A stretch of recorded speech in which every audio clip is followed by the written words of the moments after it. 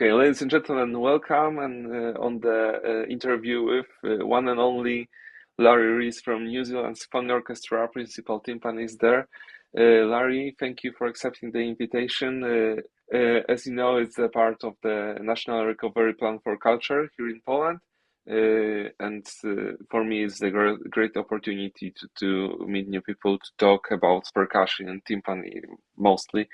But most of important in general to learn, to inspire myself, to inspire others also. So thank you for accepting the invitation, Larry.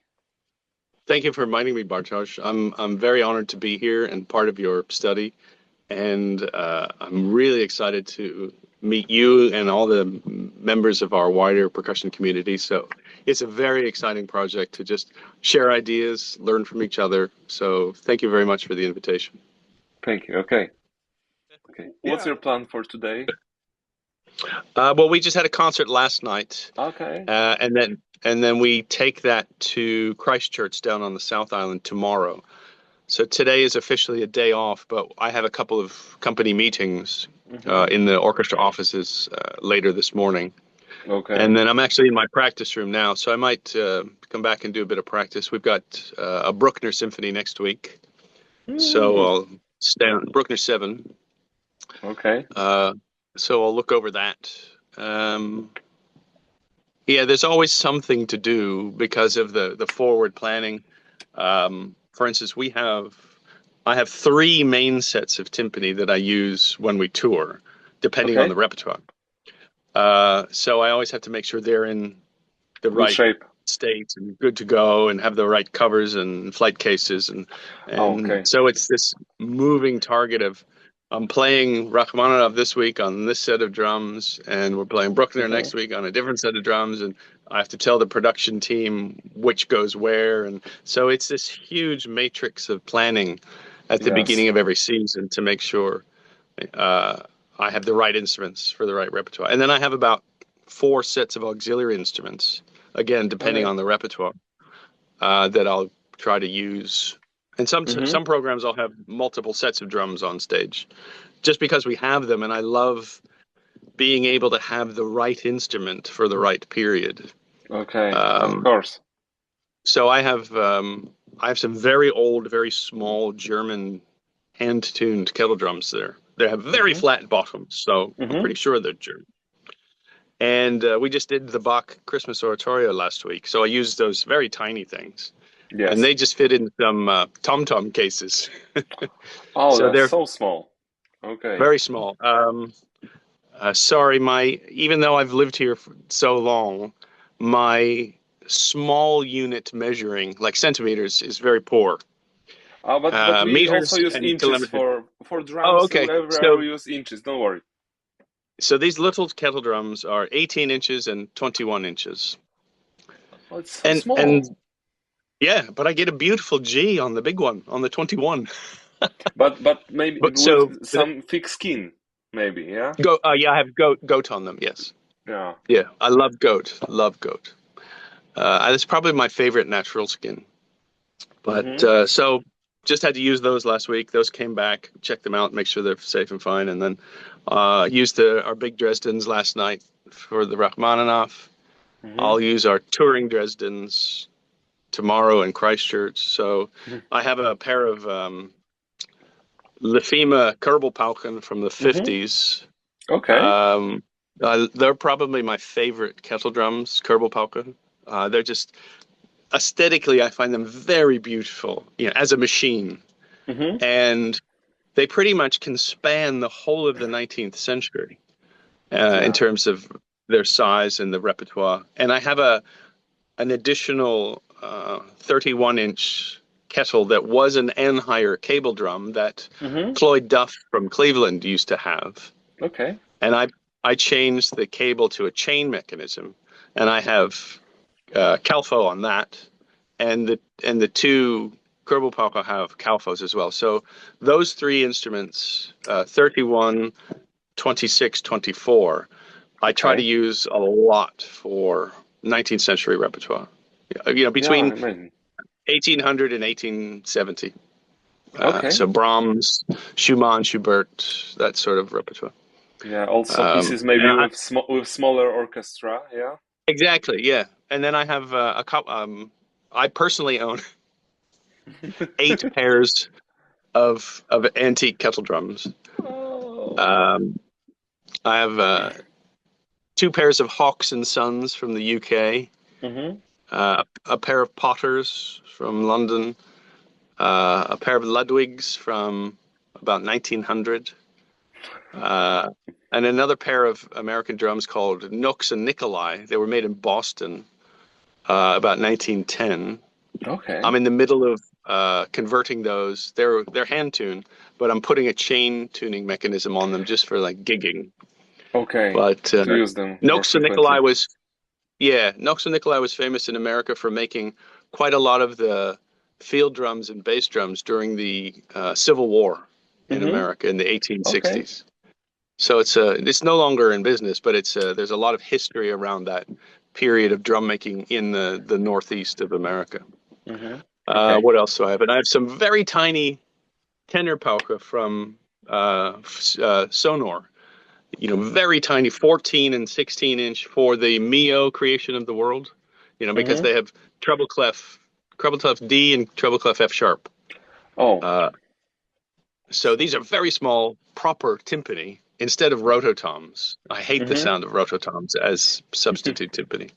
So I can pull those out. We actually did the Mio a few years ago. So I love having the right instrument for the right repertoire. So that's Of always course. been my goal, to slowly build up the instruments the New Zealand Symphony has, as well as my own personal collection. Oh my God.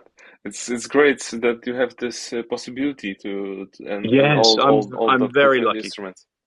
Okay. When I joined the orchestra, we had one set of very, very tired ringers, and they needed quite a lot of work. Mm-hmm.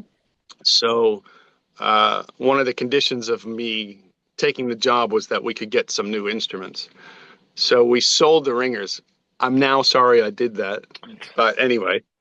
And we got Adams Dresden Classics Okay. and some Yamahas. And so in 27 years, I went from one set of 4 drums to now I think the orchestra owns 26 separate instruments. Wow, So beautiful. that's about 3, 4, 5, 6. Yeah, 6 sets of instruments, 3 sets of 5, and 3 pairs and a couple of auxiliaries. So, Mm-hmm. and we also have a 35-inch like bass timpano because we do a lot of film work. Yes, I And heard. I was reading about this. yeah, I've done about 28 films, 27 films since we've been here, and I've made a lot of friends or knew some people before coming here, but have since struck up some friendships with quite a lot of studio musicians.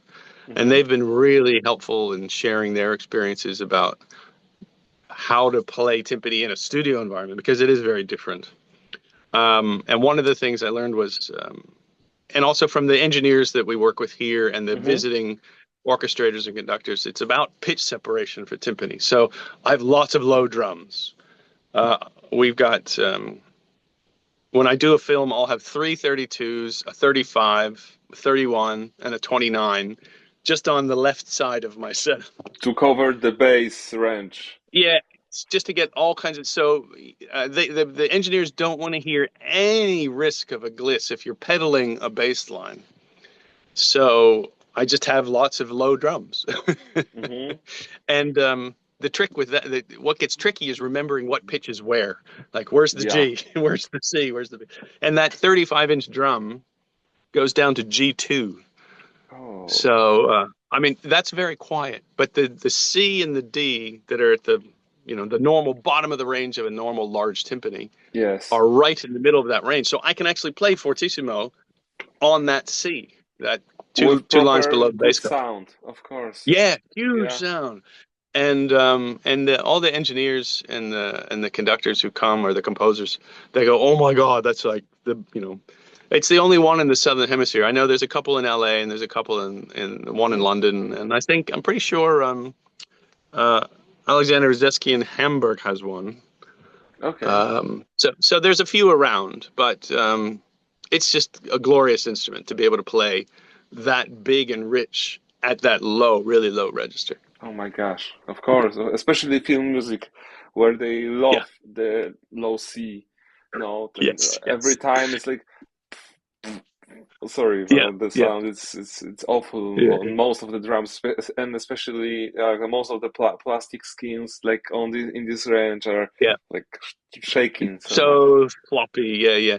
When we Yeah. did the final Hobbit film in the Lord of the Rings series, um, we used that a lot, and the the guy who was conducting was also the lead orchestrator. So he was Okay. sort of changing the timpani part on the fly because he didn't know that we had that. And so I have some low Bs and low B flats in that piece, just because he said, "Oh, Larry, just take everything down the octave." Oh my And they God. loved it. So that was a Yeah. lot of fun. So I I, really enjoy the commercial side of what we do. And we're about to move into the Wellington Town Hall, which is a 120-year-old concert hall, hmm but it's Okay. undergone a huge renovation. I mean, by the time we move in, it's about 400 million New Zealand dollars. And that's going to be our regular home. The orchestra used to play there until we had to close it in 2013 because Okay. of an earthquake risk. So they've strengthened it for earthquake safety, but also completely fitted out the interior. But we've built this really modern recording studio in the basement, and that's going to Okay. be our like main money maker. So we'll do about one Hollywood film a year, but with this new studio in place and with some other infrastructure in Wellington, do you know the director Peter Jackson? He did all.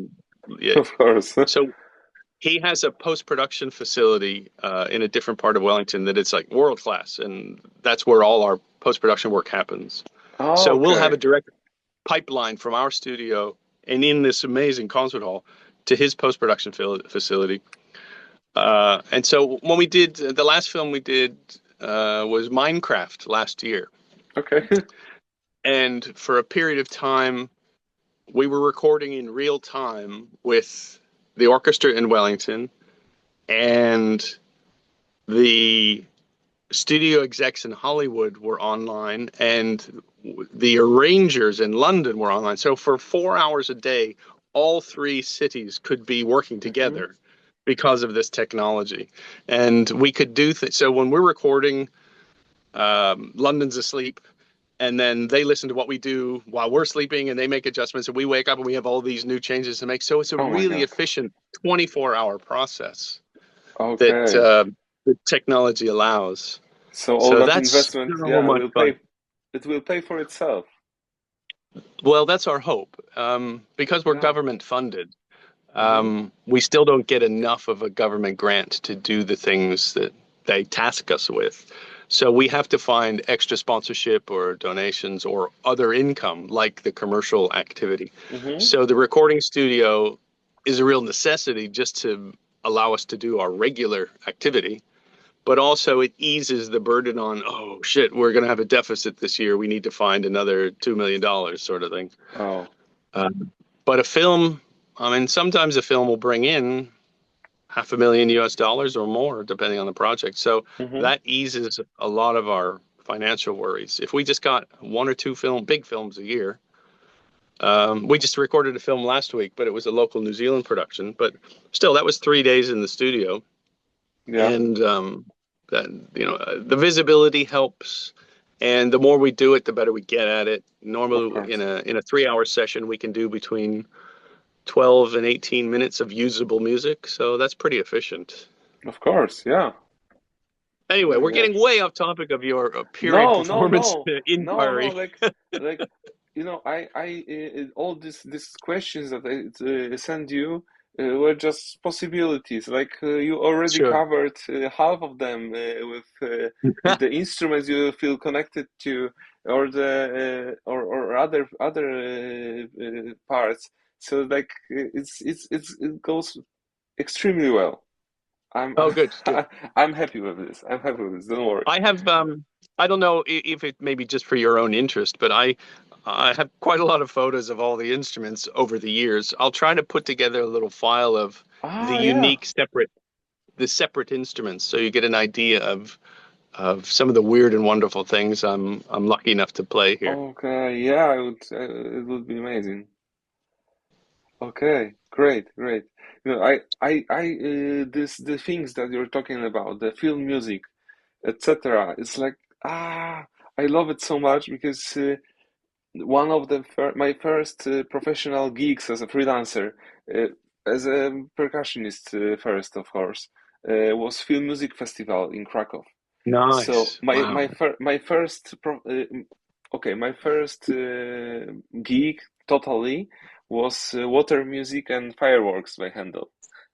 I love Handel, one of my most favorite composers. But it was, Love and it. I was 15 or 16 then, and already I had this professional gig, but Wow. like when in terms of professional life, so when I started studies in Krakow, in the end of first year, I was invited to play with Sinfonietta Cracovia, and they were playing on the two concerts on the Film Music Festival. It was second edition already, and the first movie was with this suite only, but it was Iron Man, Perfume Distilled, and few other pieces. But the final concert was open air performance of second of Lord of the Rings Two Towers. Oh, great. So like this project combined with these two concerts. Oh my God! Like, all those Isengars. Boom, boom. Yeah, yeah, yeah, yeah.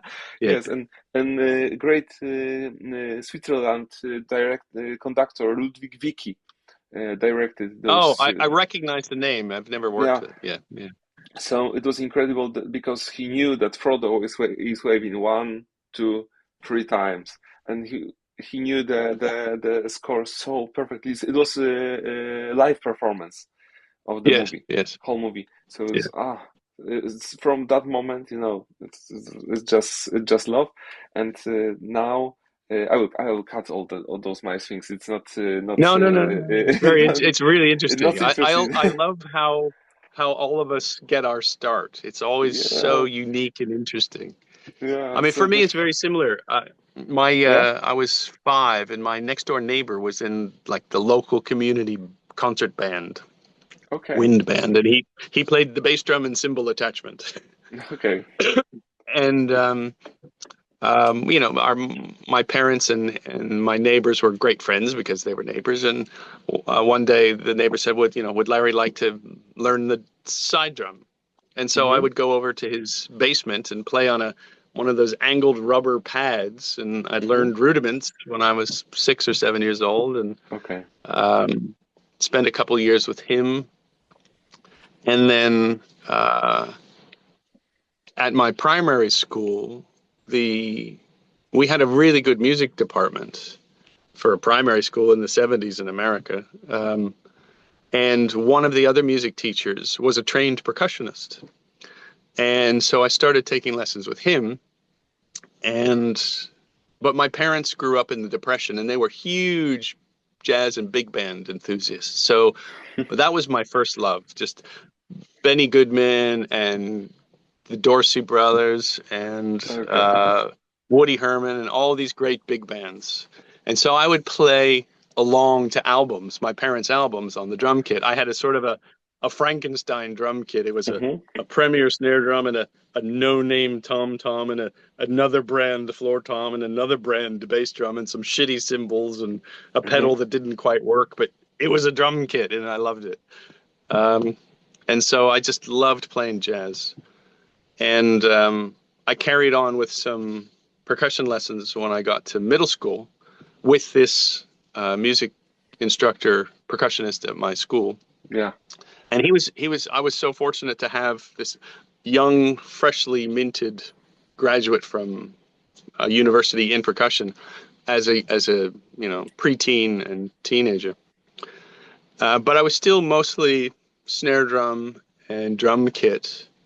And then Okay. he introduced me to a woman who lived locally, who was, I thought she was very old. She was probably in her 60s or so. But she was an original member of the Claire Musser World Marimba Orchestra from the 1930s. Do you know that? Do Okay, you of know about that? course. Yes. Yeah, yeah. And she had, Deegan made a 4-octave marimba called the King George. Hmm. It was a beautifully ornate, astonishing instrument with beautiful bars. And every member of this orchestra, originally there were 50, got their own King George. And she Okay. toured the world with Claire Musser. And Musser himself was from a town like 10 minutes away from where I grew up. So the Musser name was very familiar to me. Sorry. Okay. It's okay. It's okay. Um, and I had met him once when I was a boy, but didn't really realize the significance. But anyway, I was introduced to this woman who was in the World Orchestra, and she taught me how to play mallets. And she Hmm. was terrifying. I had just begun a little bit of piano. I was 13. And so my very first lesson, she sort of interviewed me, and I said I can play a bit of snare drum, and I just started piano, so I played a C major scale. And she said, okay, next week come back and play all the flat scales. In 1 week, I had to learn all the read case signatures and all this, and she was terrifying, but it was exactly the sort of motivation I needed to go, okay, Hmm. this is a serious thing. In this age, Um, especially. yes. And then I had not regular weekly, maybe once a month with her, just to make sure I thought I was interested. But then the following summer, this film came out, and my parents took me to see it for my birthday. I was 14, and I heard all this amazing percussion. I went, oh my God, what is this world? Timpani, amazing timpani parts. And I went to my regular teacher in the school, and I said, I want to know about those kettle drums and all that stuff. Hmm. And it was Star Wars. It was the first Star Wars when it was released in 1977. So John Williams is to blame for my career as a classical timpanist, Oh, and now you because record film music. Now you that record film music. Oh my God. and now I record film music, and I've struck up a really beautiful relationship with John's little brother Don, who is a huge LA studio timpanist. We've met a few times when I visited California, and over many years he's been so helpful with passing on lots of great information about studio environments, and Don's just been the most beautiful colleague, if I'm lucky enough to call him a colleague. Um, but it's his brother that made me fall in love with timpani especially, but just the greater world of percussion. And so I started really focusing on learning everything. So I did Hmm. sort of go boots in with the mallet stuff and timpani, and um, but I wasn't sure as I went through high school if music was a career. I just loved playing. I was in the marching band, of course, because it's America. 5 years in the Okay. marching band. And then my parents were supportive, but they're like, music, I don't know. So I went to a university to originally study engineering, Hmm. but it also had a really good music school. So I was doing lots of music courses as well. And one of the percussion teachers there was a member of the Metropolitan Opera percussion section. Okay. Um, and I'd say, look, I actually like playing percussion more than I like studying engineering. And he said, well, you should study with my former teacher, or you should come to New York and meet my former teacher who's in the New York Phil, and just have have a lesson every now and again. And then if you want to think about something different, that might help. So I would go up to New York. This was in Baltimore at Johns Hopkins University, and Hmm. Peabody Conservatory was part of Johns Hopkins. So I'd take the train to New York, and I'd get a bus to New Jersey, and I'd have these lessons in the basement with Buster Bailey, who was in the New York Phil. Okay. And he was just the most charming guy, and amazing chops. Um, and then the percussion teacher who was at Peabody that was helping me out, and Buster, they said, look, come and audition at Juilliard, because they both taught there. Hmm. and see if that's your future. So I worked hard to do that, and I got in, and then I transferred, and so I became a music major, and I studied at Juilliard in New York. And then during that time, just studying general recordings, I was listening to some Tchaikovsky and following the score and the timpani part with the LP, and I'm following the timpani part, and suddenly like, wow, that's not in there, and that's not in there, and that's a different pitch. There are all these changes to the timpani part. It's like, what Okay. the hell? And I looked at the album, and it was the London Philharmonic Orchestra, Karl Böhm conducting Tchaikovsky. Mm-hmm. And back then, the liner notes had the personnel listing, and it was this guy, Alan Cumberland. So I wrote him a letter, and I said, "Oh, I'm a Oh. music student in New York," and I said, I was studying this piece, and I see you did all these changes." I said, "Tell me about how you do that and why you do that." And so he wrote me back a lovely letter saying, instead of a correspondence, he said, "My orchestra's coming to New York in the autumn. Why don't we get together?" So the London Philharmonic came to Carnegie. I went to see Mahler 5 with Klaus Stenstedt. Met Alan the next day. He gave me a 3-hour lesson and talked, and he Oh. said, "Well, why don't you just come to London to do some master studies?" So I flew to London in that December and auditioned, and finished in New York the following May.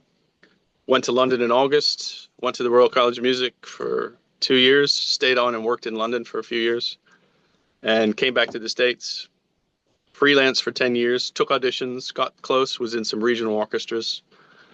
And then I won this audition, came out here Yeah. for a trial for a couple months, and then sort of forgot about it because there were 8 people on trial for this job. So it took like 2 years.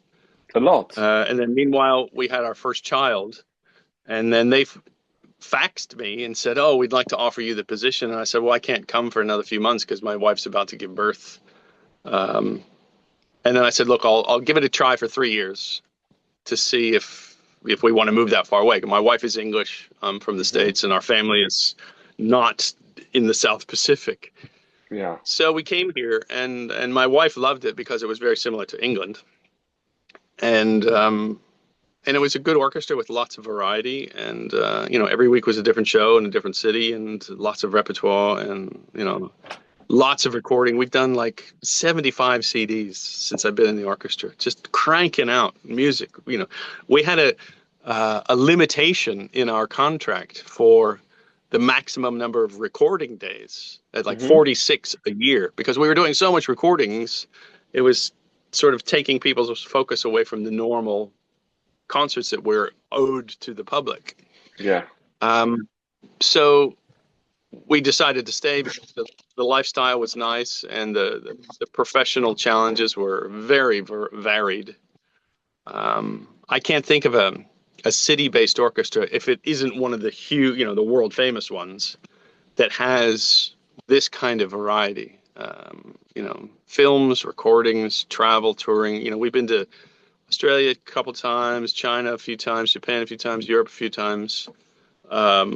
So that it's the best of everything, and in a really beautiful place. I mean, Yeah. the biggest regret I have is it's really far away from family, Mm-hmm. but social media and the ability to video call, I can see my family on the camera now. Whereas when we first moved here, it was just a phone call once a week. Yeah. And I can be anywhere in the world in 24 hours if I need to be. So, Mm-hmm. I've been very, very lucky. I consider myself, every day I sit behind the drums and I think there are 10 people or more that would kill to sit here. So I have to show up and do my very best every day. Now And it's also my 11. colleagues. Yes. Now it's And I have some 11. amazing colleagues. Our, for instance, our wind section especially Mm-hmm. is just absolutely world class. And I hear what they do and I think, holy shit, I've got to match that level. And that's very inspiring, even after years of playing, that I Mm-hmm. still want to be as good as my colleagues. You feel the challenge. That's I feel the the obligation. obligation. Okay. Um, I owe it to the composer. I owe it to the audience. I owe it to my Mm-hmm. colleagues. Um, and I owe it to myself. I mean, why sit here if you're going to phone it in and do it half-assed? Um, I have to get back to one of your questions about, composers or favorite piece of music. Yeah. I think what made me fall in love with early music in particular was Michael Praetorius. I happened to see a full-length production, dancing and all, of Terpsichore when I was a student in New York. And I went, wow, this is a whole new world. But for me, sitting in this chair, because I'm actually sitting at the drums now, my favorite composer to play is probably Beethoven. And I have this amazing relationship with Beethoven. I feel like when I play, he's sitting on my shoulder, watching me, judging me, having these expectations. And so it's a really special time when I play Beethoven, because 2 drums, and you have to make so much music out of just 2 sounds. And for me, that's the apotheosis of timpani playing. Everything else after Beethoven, it's not that it isn't hard, but it's because of the massive growth of what Beethoven did to timpani that made everybody else possible. And so when I play it, I just try to find as much detail as I can. And I remember, my daughter asked me, we were doing Beethoven 5, and she said, oh, don't you get bored of playing, Beethoven over and over again? She said, how do you play Beethoven 5 the 20th time? I said, I've discovered that I don't. I play Beethoven 5 for the first time 20 different times. It's always new. I'm different. The environment's different. The conductor's different. The venue's different. Everything is different every time. And so it's the first time. Every time is the first time. I'm just a little more informed about how to play. But things change. I mean, I don't always play it the same, because where's the learning in that? Yeah, you feel different. You hear different. So it's... Yeah. And I did pick up some of that willingness to change timpani parts. I used to do quite a lot of bass line playing, way too much. Happy feet. In the wrong, it's not idiomatic for certain composers. Now I've really pulled back a bit and thinking, I will alter moments, because I'm sorry, I can never justify a half-step clash in Verdi, for instance. When the whole orchestra's in a different key, I'm not going to play the ink, because nobody wants to hear that dissonance around me. And when you do make small harmonic changes and they work, no one notices. And it sounds like you're just getting on with what's on the page. And what really helped me with that is, do you know the Baracchi timpani method book? It was one of the earliest timpani method books. He was Verdi's timpanist in, I don't know if it was La Fenice or in La Scala, but he wrote a manual for playing timpani. And my colleague in the Sydney Opera House, David Clarence, has one of the original versions.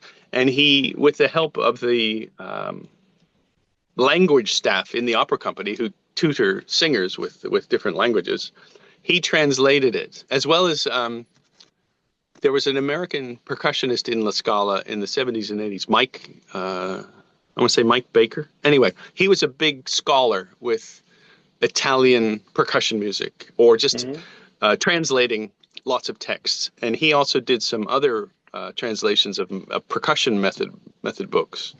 But David sent me a translation of this timpani method book.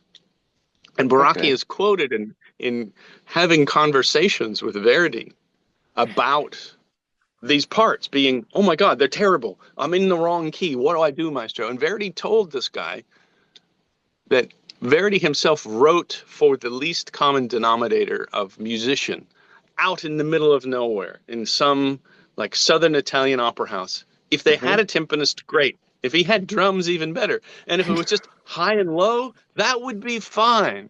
And so he told Baracchi, You have my permission to change as you see fit for the instruments you have in the environment in which you play. Oh my God, And that's in the incredible. forward of this book. So I thought, there's quite a lot of online, in the percussion online community of, Hmm. oh, you can never change it. What's on the page is the law. But I'm thinking, we don't know that. Did the composer do that? Did the editor do that? Did the engraver do that? Did the publisher do that? Too many fingers have touched the parts for us to say that's the only way to play it. And if that is the only way to play it, then you play it once and you put it in a museum. Where's the evolution of this music? Why am I not allowed to have my own personal expression in playing these parts? Hmm. I honor what's on the page 99% of the time, but I have no qualms about subtle alterations. And that Baraki manual was it was a justification that helps me. If I don't apologize and I don't explain anymore. If for instance, we were doing some Rachmaninoff a couple of years ago, the second piano concerto with the famous cymbal bit. Yeah. And during that cymbal passage is a long pedal D flat in the timpani, 22 bars or so. Hmm. And the whole orchestra bass section is bassoon, tuba, trombone, Yeah. double bass. Me, we're all playing the D flat.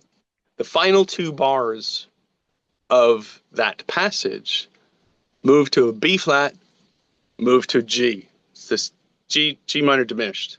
Hmm. And I was doing this rehearsal with an English conductor, really good one, Mark Wigglesworth. And I played the B flat for those two bars and then finished on the G. And in one of our breaks, he came out to me and goes, no, no, no, no, no. I want the D flat to Hmm. stay. And I said, well, it's not even a pedal. It's now a clash because of the diminished chord. So I'm moving with the bass line. He goes, no. He said, I don't mind the clash. I'm used to the clash. I want the clash. I said, I'll make you a deal. I said, I'll keep the D flat if you allow me to keep all the changes in the first movement. And he went, what changes? I said, gotcha. And in the first movement, I was doing quite a lot of changing, but Okay. it all sounded fine because it fit with the bass line. And he was quite embarrassed. And I said, that's okay. I'm really pleased you didn't notice because that means you were happy with the You, result and yeah. it fits harmonically. But I said, if you're used to the clash, I accept that. I'll play it. Um, so I do make a few changes. I mean, I don't mess with Mozart. There are times when you want to play the five, like Magic Flute, bum Hmm. bum bum bum bum bum Yes. bum. Everybody wants to play the F because the trumpets are playing F, but I just leave that bar out. I added like one or two notes in Beethoven, like the D's in the last movement of five.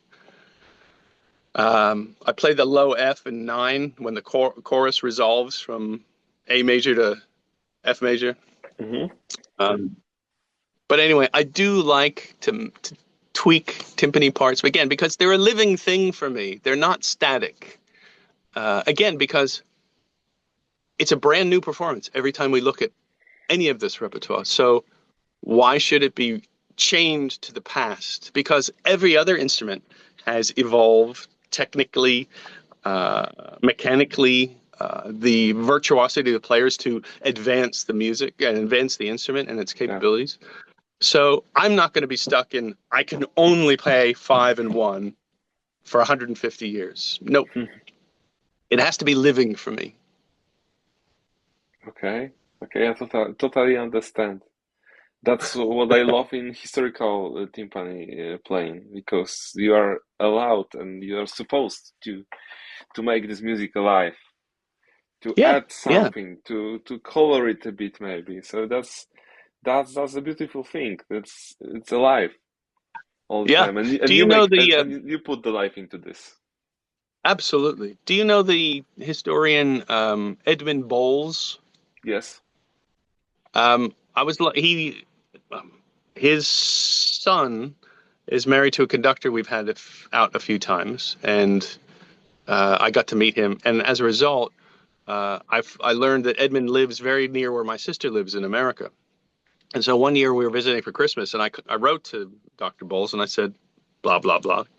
And so he invited me around to his house, and we spent an afternoon together. And um, he's an amazing, amazing historian. And I read a lot of his papers for years before meeting him, and I have a number of his books. And he was also really helpful in teaching me about this requirement for investigation, look behind the notes. And, like the Schlagmannerian concept of composers knew what timpanists would add automatically. And so they didn't write it. They just knew at any cadential moment, you do these things, or you add a flourish here and there based on these drum traditions. And, he taught me that with, period performance, it really must be improvisatorial. You follow the harmonic structure of what the two drums are supposed to be doing, but within that framework is quite a lot of latitude for personal expression with these traditional embellishments, cadential flourishes, those sorts of things. And so meeting him and learning those ideas really helped inform my early music playing. We talked a lot about different kinds of, when I first started playing, it was just plastic or calf. I didn't really know about different thicknesses or the different brands of calf, like Regina, Stern now in America. I fell in love with goat after meeting Ed.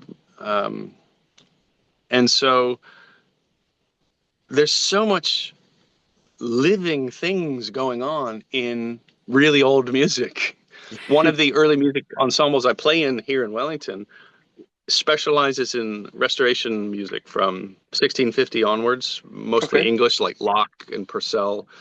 But we do a lot of Schnittke and Bieber and not Schnittke, Rittler, all these Rittler, 16 Schmelzer. Schmelzer, that's the one. Thank you. Yeah. We do a lot of that, and there's almost nothing written. So I take the score, I look at the violin parts, I look at the continuo, and I think, sometimes if they're natural trumpets, it's easy. You just play the second part.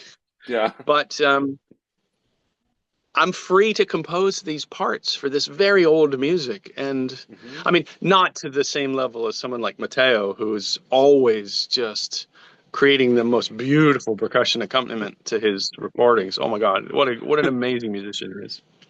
Yeah, but I love learning about this music I don't normally play, and then having to go so deep into it that I'm arranging the timpani parts, that I'm learning the music in a deeper, more profound way because of this requirement of there's nothing written for my instruments. So what do I do? Because the artistic director says, I want some tims here and some frame drums here and a drone sort of a tone here, and here you go. Here's the score.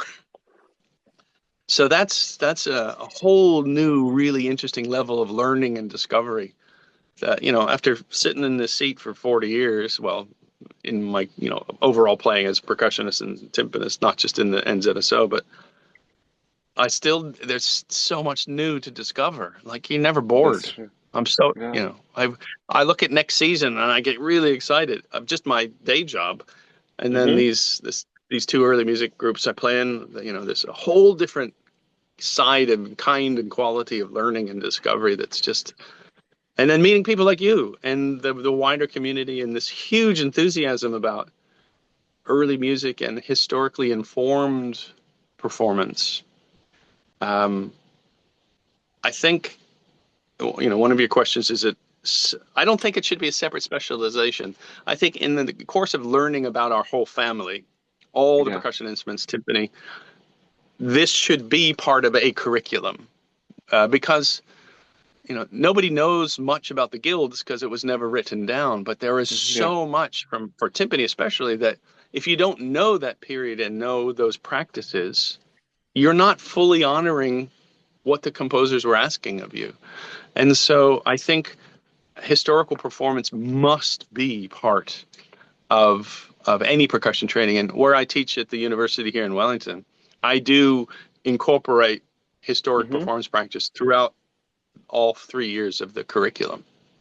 Okay. Not just a small module of here's this period of music These are the things you do. Here's Move Mozart. on. Yeah. No. Magic flute. Because, Let's go. Heinrich Schütz informs Mozart, informs Schumann, informs Mahler, informs John Adams, informs Howard Shore. We all stand on the shoulders of giants. And if you don't know that history, Yeah. Music history of the percussion family, that should be a book. Yeah. Like Jeremy Montague, some of his writing, amazing. The guy was an incredible scholar. I have one of his books here, and I always refer to some of these texts. This one?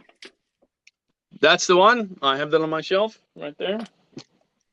Yeah, I have a whole bookshelf of just timpani pedagogy, and percussion pedagogy. Jimmy Blade's book.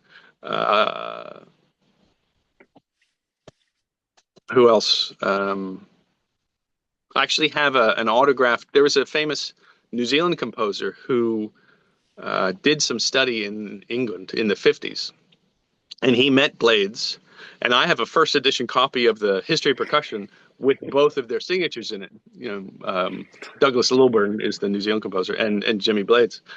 And when I was a student in London, I did meet Blades at a day of percussion. But I never got the chance to have a lesson with him. But I had lessons with Saul Goodwin when I was in New York, and he of course premiered the Sonata for two pianos and percussion. And when I played it, he spent a week with me, coaching me through the part based on what he did with the composer himself. So what a magical opportunity that was! Every time I look at it, I use that same part that Solly has all marked up, and so that lineage. So, for instance, Alphonse Frese, who was a timpanist, German timpanist in Dresden, was He was hired by Gustav Mahler to be in the New York Philharmonic. He joined in the late 1800s, very late 1800s, early turn of the century, actually. He was the timpanist in the New York Philharmonic, hired by Mahler. He taught Saul Goodman, who replaced him, who spent 50 years in the New York Phil. Yeah. I had lessons with Saul. I also had lessons with Saul's successor, Roland Koloff. So I have this direct line of German heritage in my history. But I also have this English training. I learned from Alan Cumberland, who learned from Alan Henry? No. The really small book on timpani with all the graphite on the head to look at the waveforms. Hold on. Okay, no.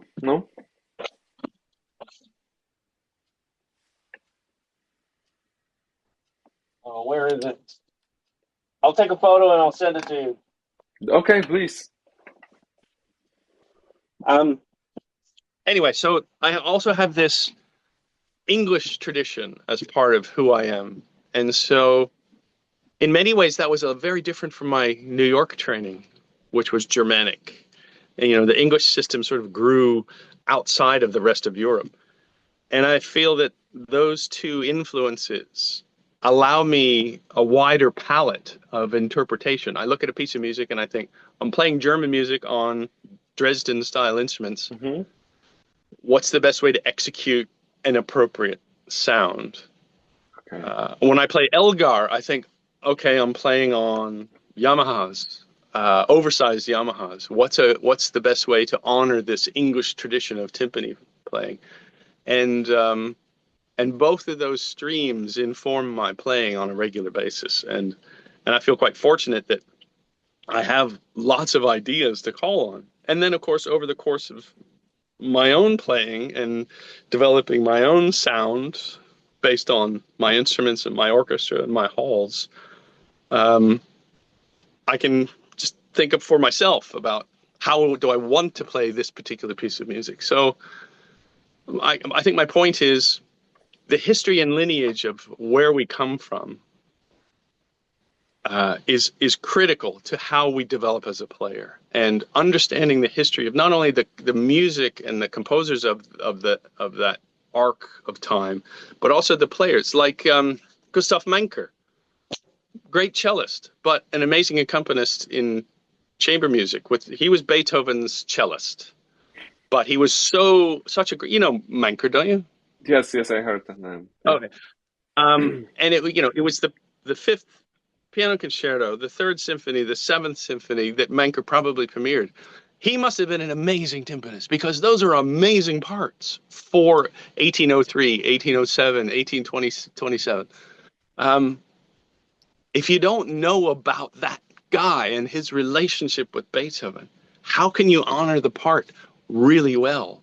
And I love that history and lineage, that knowing about those relationships, that because he was such a beautiful chamber musician and had this amazing sympathetic relationship with Beethoven, that meant that when Beethoven asked him to move further away in the orchestra, he knew he could trust him implicitly with these very new and challenging things. And I remember Adrian Bending was just a couple of years behind me in London, and we became friends when I was over there. And he is, of course, an amazing authority on period performance. And we were talking once. He was in Melbourne a few years ago, and I flew over to hang out with him and watch his master classes. And he was talking to the students about, imagine showing up to a rehearsal and you get a brand new piece of music and you show up with your 2 timpani and suddenly you see a part that says, oh shit, I need a 3rd drum. What? I don't know. Who uses 3 drums? And then who changes pitch in the same movement? He said, approach Beethoven 3 like it's brand new. You've never seen it before. And that was a great light bulb of perception. Look at something old as if it's brand new. And how would you interpret what's being presented to you for the first time like you've never seen it before? And just little tidbits like that, because Adrian is so steeped in the history of our craft and shares these sorts of discoveries and insights that just makes me a better player with that little bit of knowledge. And I try to build on that. I realize we're an hour into your 15-minute interview. But you know, I'm just sitting here. I did the interview today before with Matteo. So like lovely. it was the same. I was just sitting like now, and I'm thinking, what have I done? Oh my God, it's so. I think what you've done is incredible. I'm so excited you've started this. It's so inspiring. Yes. Extreme amount of information but also the philosophy behind our craft. So like what you are saying, it's like it's I of course maybe a person does those things, but speaking about them, it's totally different story. To have them processed through years, through experience, to you know to filter it through actual experience. So it's process, and that's why I'm really grateful for this meeting, because like same. I loved that class you did a couple of weeks ago that I was in. Yeah, I'm feeling like I need to go practice. I know, right? Yeah. I think I did. After I got off of that Zoom group call, I thought, shit, these guys are really good. I need to up my game. And learning these new ideas and meeting new people, that's a beautiful part of our community, the percussion community, and it's just very special. So many thanks. Okay, great. I'm grateful to you for this opportunity to learn from you. Fun. And I'm only thinking how to manage to meet all those great people in person, to learn more from them. I will do this. I will do this somehow. Good. Don't you worry. Don't you worry. Okay. I'm always happy to participate and meet new people and learn new things. So feel free to call on me whenever. Thank you one more time. Have a great day. My pleasure. And let's thank you. And I will send you all the links so you can let's stay in touch. I think we'll meet once more with the whole group. I certainly hope so. I will gather everyone. Yeah. Great. All right. All the best. Have a great day. Thank you. Bye bye.